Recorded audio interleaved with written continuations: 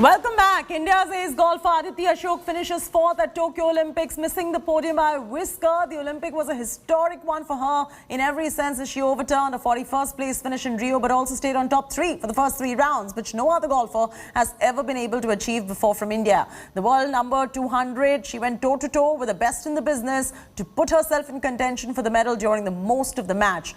Aditi's performance was so sensational that a cricket-crazy nation like ours was glued to the TV for the last 2 days, trying to understand the nitty-gritties of the game. In golf, the caddies have an important role to play, and the best people give you a second opinion during the course of the game. And Aditi had her mother as her caddy in Tokyo. Her father was the one who carried her in Rio in 2016. The Prime Minister has also congratulated Aditi and wishes are pouring in from all quarters. Joining me now live is Rishi Narayan, former Asian Games gold medalist.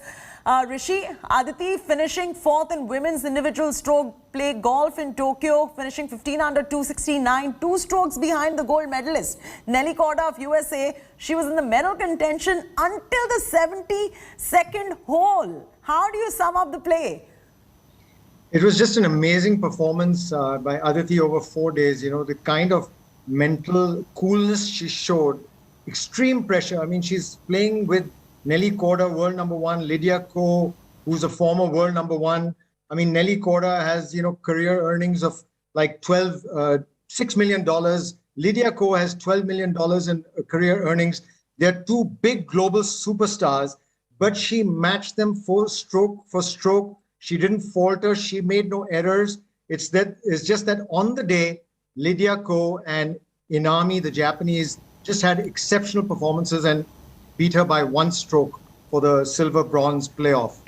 And also explain to our viewers, why is this historic in a nation where golf is not promoted as much? And you're one of the biggest golf promoters in the country right now. She's sealed 3 birdies in the course today, finishing a credible fourth after the end of 4 pulsating rounds.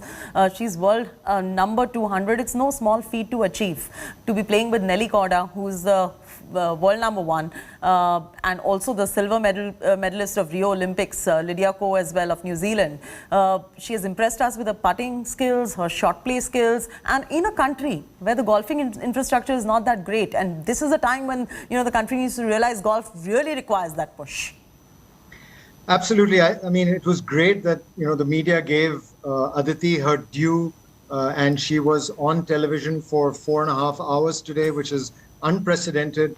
It's fantastic that so many sports fans tuned in to watch golf, many perhaps for the first time, and I hope they found the game quite interesting and attractive to watch. It's, golfers require so many different skills. You need the power of, like a batsman who's hitting a 6 out of the stadium. That's when you drive. Then you need the power of a javelin thrower to, hone in your approach shot on a small target from 150 meters away.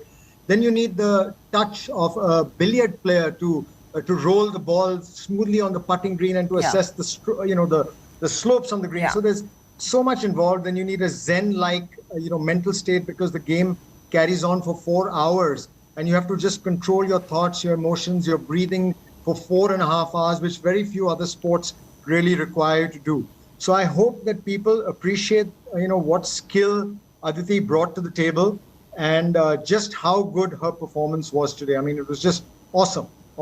She played very well, and we just hope and wish that in times to come, she really goes ahead and gets us a medal as well. She's just 23 years old and she's got an entire sporting career ahead of her, but very well played as far as Aditi Ashok is concerned. And I really appreciate you, Rishi, for taking the time out to give our viewers this perspective as well.